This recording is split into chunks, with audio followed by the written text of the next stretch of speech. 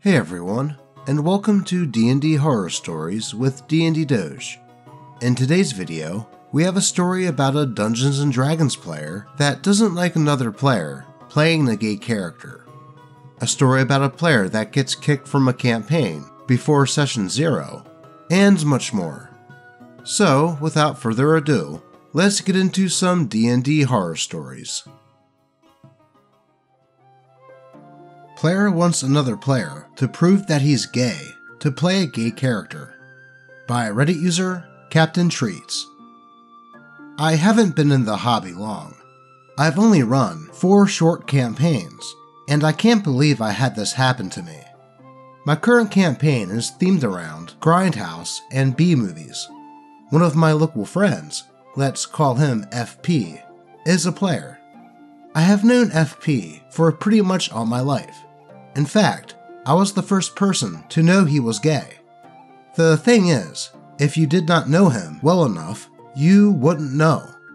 When it comes to playing characters in tabletop RPGs, he tended to play very serious characters, and he doesn't always play gay characters, but even if he does, he always plays very serious characters, because most of the games that we were in were always serious games. However, because of the nature of my campaign, he wanted to play a joke character that he had in mind for a while, because he thought it would fit the campaign. That's where we came up with Bellboy Bob, the character that is very flamboyant and kind of stereotypically gay. I didn't see any problem with it, and neither did anyone else at the table, because we know this is meant to be a joke character. And FP always wanted to play this type of character as a joke, but also as the character in a campaign. Because we were playing in a game store, I put an advertisement up, and I had 2 extra seats open. After a couple of weeks, we had a new player, and this new player will be referred to as Michigan. Michigan is much younger than a couple of the other players and myself. One of the other players, FP, and myself are millennials. One of the other players in Michigan are in their early 20s. After 2 more sessions, Michigan texts me and says that he needs to speak to me in private because something has been bothering him. Originally, I had thought that because of the age difference, that perhaps one of us had said something that he might have found offensive. One of the other players that FP and I hang out with outside of the store will sometimes use slang that would have been appropriate when we were teenagers, but not today. Sometimes, when we're out in public, one of the words slips out. He tells me that he wants FP to change his character because he doesn't like the fact that he's playing a gay character, and he thinks it's really bad that I allowed him to play a gay character. I explained to Michigan that FP is gay, and that he wanted to play that sort of character. Michigan did not believe that explanation, and demanded that FP prove that he's gay. I told him that I am in no position to force anyone to prove anything. However, I will gladly let FP know about the situation, so that way FP can explain the character concept, so that way it doesn't seem as bad. This was not good enough. Michigan said he was going to let it go for now, and that he will see me at the next session. A couple days later, at that session, Michigan makes it his mission to take the entire table hostage. He makes his complaints known, and then accuses FP of bigotry by playing a stereotypically gay character, and then accuses me of allowing it. FP found this hilarious, and explained to Michigan that he was indeed gay, and that he just wanted to play a stereotypical gay character because it fit the theme of the game. Michigan demands that he changes his character because he finds FP's character offensive. FP said that he's not going to change his character. Michigan then causes a scene, stating that it's either FP changes his character or he's going to leave the game. And that ended up being that Michigan walked out of the store and hasn't been back since. It was rather bizarre, because I never thought I would have to deal with a problem player. Okay, well, things might get a bit touchy here. When you think of stereotypical gay people, you probably think of the flamboyant speech inflection, which I imagine is how FP was voicing his character. The thing is, there are a lot of people in the gay community that talk like that, and trust me, I know from experience. It sounds like FP is a lot like me, in that if no one were to tell you, you wouldn't know that we were gay. In fact, some people in the gay community have a name for gay people like us, and that name is, quote, Daywalker, inspired by Blade. I think that the player that got offended was probably being offended on behalf of gay people, and believe me when I say, most gay people would tell said player to chill out. Everyone else in the group was having fun with it. Could it have been a bit exaggerated? Sure, but sometimes it is fun to play exaggerated characters. I will say that the player might have overreacted, but at the same time, he did what I always advise players that find themselves in games that they don't vibe with and left. So to the offended player, no D&D is better than D&D that offends you, and that is okay. But believe me, coming from a gay guy, or dog, you gotta chill out, dude. But that is all I got to say on that matter. So let's move on. Murdered by Player Knowledge by Reddit user Alien Dice Roller. I started with BECMI back in the mid-80s. One of my friends ran the classic adventure Palace of the Silver Princess. The characters explore a palace where all the inhabitants are under a magical slumber. I should mention that we played 2 characters each. We are surprised to encounter 2 courtly ladies who are still awake. I open my mouth to have one of my characters greet them, but I'm interrupted by one of the other players, Bob. His wizard cast sleep on them. His fighter then proceeds to murder them. Naturally, I and the other player are taken aback.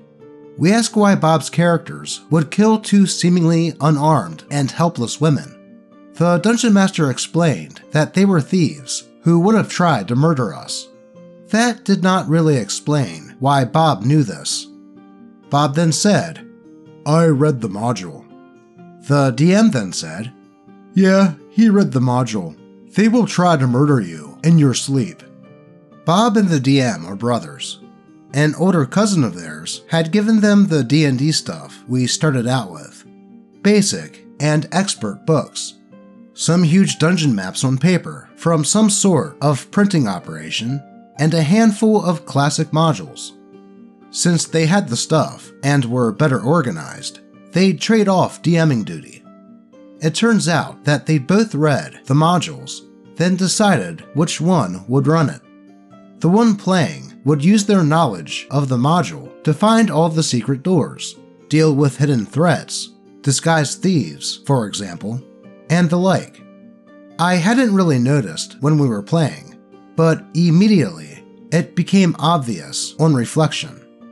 The incident in the story led to a short, very circular argument where it was clear that the brothers didn't understand why we would object to what happened, and we weren't able to understand why they couldn't understand why we objected to what happened. Well, this sounds like an origin story of the concept of metagaming. You would think that it would be self-evident that a player having knowledge and acting on said knowledge while playing the game might give said player an unfair advantage, and that they should play their characters like they don't have that knowledge. But apparently, trying to explain this concept to Bob and his brother just didn't seem to go anywhere. I'm sure that they eventually got it, or at least I hope so, since this story is from the 80s. But who knows. Though before we move on to the next post, I have to ask that you crit the like button and subscribe. The channel is getting so close to 30k subs, and I would love to reach that goal in the next few weeks. And it would make Nipsey really happy. Yes, it would make me really happy. I really like this toy. See what I mean? But with that said, let's get into some more RPG horror stories. Obnoxious Player Gets Kicked Before Session 0 by Reddit user Who's Your Jedi. So, we've all heard about how Session 0 is a good tool for setting clear expectations, preventing problematic behavior, and finding out if some people just aren't a good fit for a group. Session 0 is great, and it certainly prevented a few problems in some of my games, and resulted in 2 people who immediately demonstrated problem behavior immediately being shown the door. But today, I bring you a tale of a player so obnoxious that they got kicked before Session 0. This story starts about 2 months ago. It's a horror story in and of itself, but 2 people had to be asked to leave the game for both in and out of character reasons. Don't plot to murder your fellow party members, kids. Another player left because he was their friend. That left just me and the Dungeon Master, but we both wanted to continue the game, so we started working on it. Finding new players and reworking the campaign to be a fresh start without forgetting what had happened previously took a while, but eventually it was almost time for our new Session 0. For your information, this was a Ravenloft game, not Strahd, which will become relevant shortly. The day before Session 0, 2 of the new people and I were chatting in the Discord. I knew nothing about what the Dungeon Master was planning. We were just talking about character ideas, house rules, and so on. I'll call the problem player Paladin, since that's what he wanted to play, and the other player Ranger, as that's what he ultimately decided to play. The new group was going to start at level 5, since that's where the previous group left off. Paladin seemed alright at first, but the first red flag appeared when he said he didn't think characters from the first party should join the game with the gear and money that they'd acquired. That was, quote, unfair in his eyes. I expected the Dungeon Master to adjust things with some plot MacGuffins that the party had gotten their hands on for the sake of the overall story. Knowing him, I knew there was no way he would tell me to give up the money and gear I'd earned. I told Paladin that I had no intention of giving up my stuff, but that he could raise his concerns with the DM. That was as diplomatic as I could be to something so absurd. But Paladin continued saying that he didn't think there should be any natives of Ravenloft in the group, because that would give them an unfair advantage in terms of knowledge of the land and connections to NPCs and factions. The party group had been a mix of Ravenloft natives and outsiders, and that hadn't been an issue. Plus, again, I wasn't going to scrap my character for the sake of Paladin. Ranger also thought Paladin was being unreasonable and told him to stop being butthurt. Paladin claimed he was respectfully voicing my concerns. I assured him that no one was going to be second fiddle to anyone else. The DM wouldn't do that to anyone, and I want everyone to have their time in the spotlight too. I'll spare you Paladin's response, but it involved the P and C words. Ranger, not me, asked him not to use that sort of language, and Paladin called him a hypocrite because butthurt is on par with the C word, apparently. For the record, as the way I write indicates, I'm American, and the C word is not a word you want to throw around casually in the US. Ranger, however, is Australian, where the word doesn't carry such strong connotations. In any case, I think Ranger was just trying to keep things respectful. At that point, I sent the DM a private message because it was clear Paladin was going to be a problem. Paladin was bouncing between couched politeness and crude insults, and I've seen that behavior from problematic people online more than once. I told Paladin to dial it back and be respectful, and that if this was some attempt at, quote, banter, he needed to knock it off. Paladin responded by telling me that I was not in charge, and that he was just trying to be friendly. At that point, Ranger and I just stopped talking to the guy. I got a message saying, "Oh my god," from the DM about an hour later when he saw the conversation. Needless to say, Paladin got kicked from the group.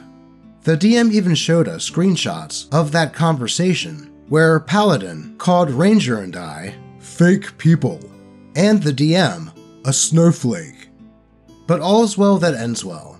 The campaign resumed. The new players all have interesting characters. Lore from the past games have been incorporated lightly, and we've been having a blast exploring a huge haunted house. And that is why interviews are just as important when dealing with setting up a game with strangers online as Session 0 is with setting boundaries, the setting, and making characters. You never know how entitled someone like that particular player might be. To demand that OP not bring in his old character because the character would have more gold and items than the newbies is really presumptuous, as I'm sure the Dungeon Master, if he is worth his salt, would give the new players the option of selecting a magic item or two and increase the gold amount to be on par with the other players. But no, this player was not having it, and resorted to insulting OP. The DM kicking that player was the right call, because if he acted that way before the game even started, you could only imagine how he would be in the actual game. Let's move on to the next post. Dungeon Master enforces adult furry sauna scene by Reddit user TK Sinho. This happened a long time ago, so some things are blurry, but I remember most of it. So I was in my 4th game of online D&D of my life. The party was big, like 6 or 7, because someone was missing all the time. Long story short, we were sent to find the oldest daughter of this generic king. All the leads and clues we got was for 3 places: a sauna, a quote sex house, and a library. After a lot, and I mean a lot of discussion, that the Game Master was participating and influencing a lot, we went to the sauna. We entered, and the rules of the place stated that no one with clothes on could enter. We read that, but decided to go anyways, seeing if someone could give us the info we needed, and just going on our way. The Game Master starts describing this place like the Zootopia movie. He was a lot into furries and stuff, and he did a homebrew for animal races: cowgirls, fox girls, lion dudes, and the list goes on. He described everything with a lot of detail, before saying that some guys block off the doors that we just entered through. I was about to roll initiative, because in my head, that would be like a massive fight or whatever. But he says, "A group forms around you all, and the Viper Lady says, 'If you want the information we have, you will need to impress us in our style of fighting.'" Our bard said, "What kind of fighting?" The Viper Lady's response was to take off the towel around her body, and every animal there did the same. When the Game Master said this, a second after, I just got off, blocked the guy, and ghosted the group. I will never know what happened in the rest of the call that night, but I received a message from someone in the party, the Game Master's friend, I guess, that said, "You lost all of the fun," written exactly like that. It was enough for me to block the rest of them and never go to D&D games that have animal people in the main plot ever again. Well, first, I would say that it might be hard to find a game that doesn't have animal people in it, as D&D has a lot of races like tabaxis, lionfolk, Aarakocras, etc. But hopefully, OP can find a game that doesn't have naked furries about to fight the party in the nude.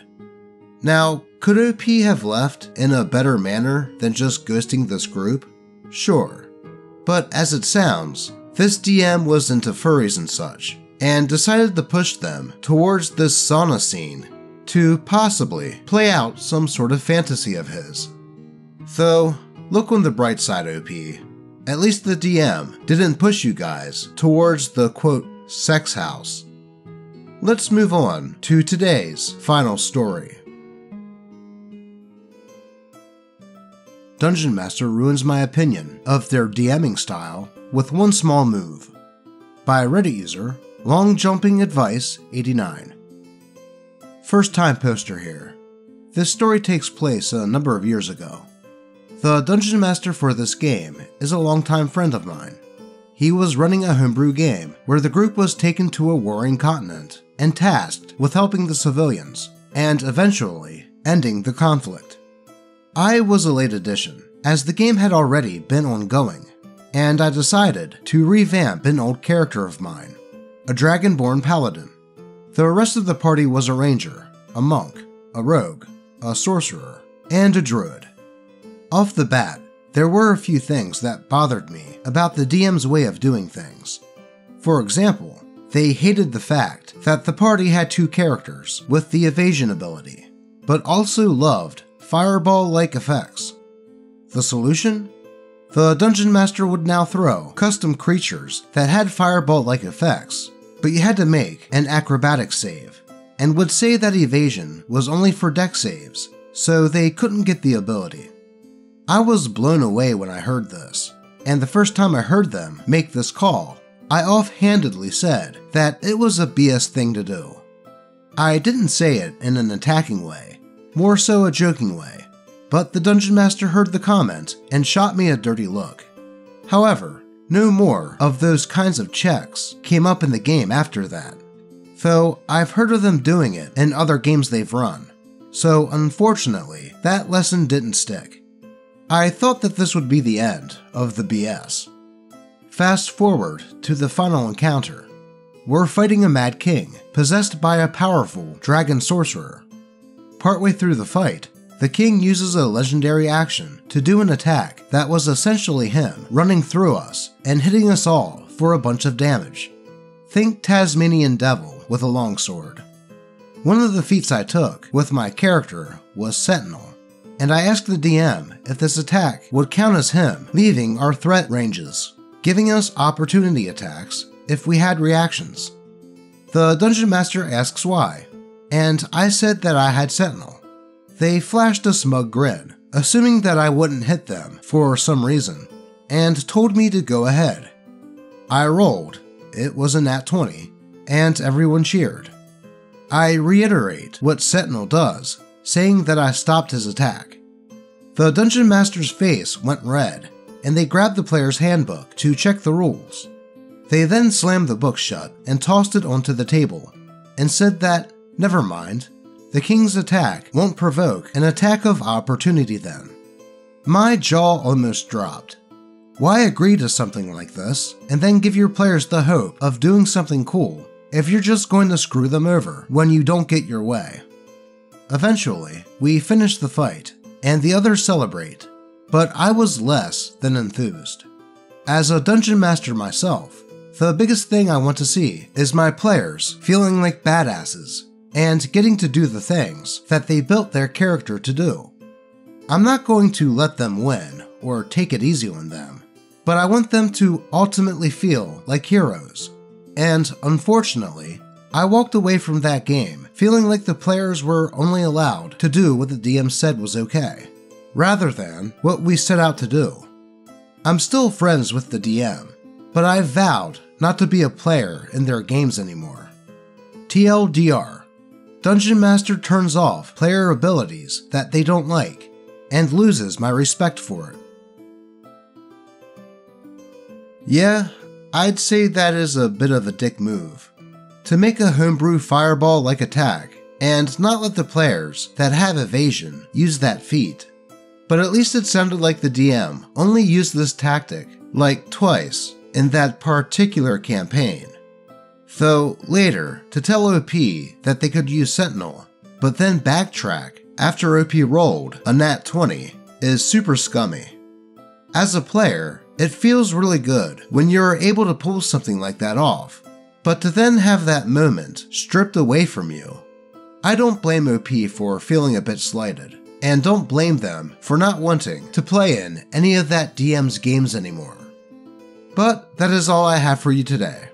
As always, I appreciate all of you, and may your games remain horror story free. Until next time.